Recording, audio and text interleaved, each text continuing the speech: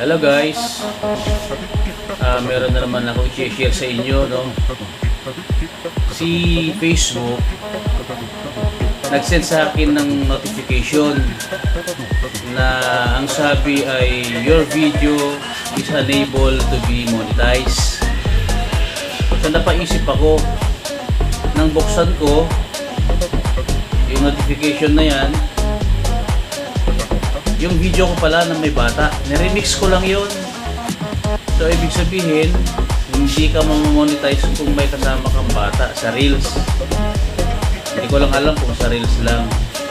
So kung kayo, since may mga napapanood naman ako na video na may mga bata, kung na-experience ba nila na mabigyan ng notification ni Meta, comment naman kung ano ang problema dito.